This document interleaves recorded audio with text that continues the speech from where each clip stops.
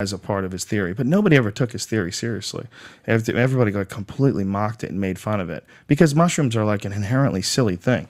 If you say you've done them or you think they're important, you're immediately an idiot. Silly sob, and what'd you go to a Grateful Dead concert and dance on a tapestry, you goddamn hippie? But what's amazing, it's like it can be responsible for one of the most powerful reconsiderations of your life ever, like a real, true religious experience.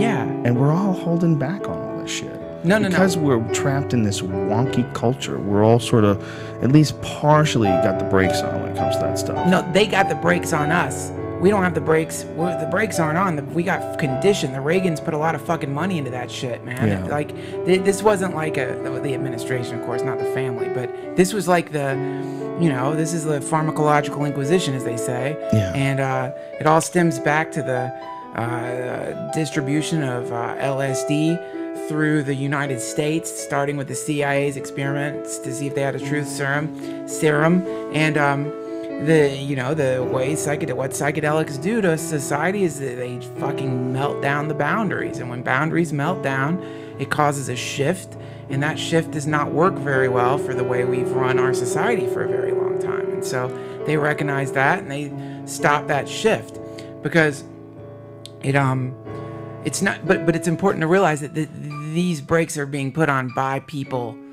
outside of us. I mean, if you look at shamanic cultures in the Amazon, this is a endogenous part of their daily life. It's embedded into their culture. It's as normal as having fucking telephones. It's a way to communicate with nature.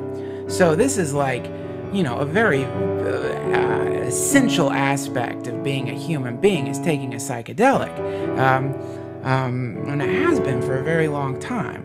And whether or not McKenna's right about the neocortex expanding and when proto-hominids chomp mushrooms, one thing is for certain. Once we found out about it, we indulged.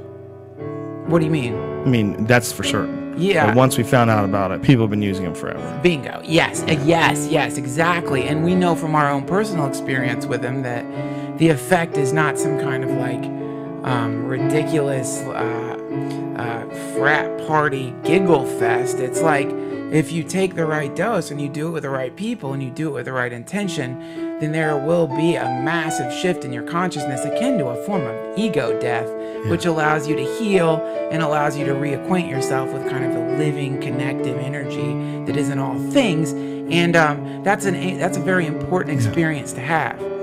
It's amazing how well the propaganda works, considering how substantial the effect of the product is. That it's suppressed this incredible, you would say that in an open market, eventually the cream rises to the top, but it doesn't get a chance because it's cut off and because it's illegal and demonized. This incredible, I don't know, whatever you would call it, experience. Let's call it that. This incredible experience is kept away from you. It's kept away from you. What is essentially a natural experience by eating some things that people have eaten since the beginning of time, and it's kept from you.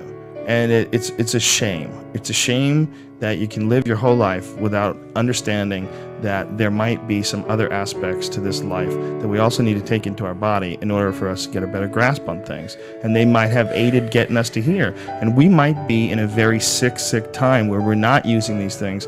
And that's what's responsible for this whole chaotic community that we have. This whole chaotic thing where we're polluting the skies and polluting the ocean, and we will do anything for profit, including invade other countries. We're doing all sorts of really insane, twisted things that are the types of things that would be happening if we were sick. If there was something wrong with us, if we weren't getting our medicine, if we weren't getting we weren't getting what got us to the dance. Right. Yeah, man. If that's true, if the human consciousness really did develop through psychedelics, it only makes sense that we fucking need that shit just like we need meat. Yeah, it's almost like a vitamin, or it's like a psychic vitamin. And in the same way that way back when, right after the agrarian revolution, when people were getting less nutritional value because of droughts and they became emaciated and small, and you can look at skeletons of people back then, they were much smaller because they weren't getting the nutrition. In the same way, we are emaciated, but in a psychic way. So you end up with these people with these just broken fucking psychic ego.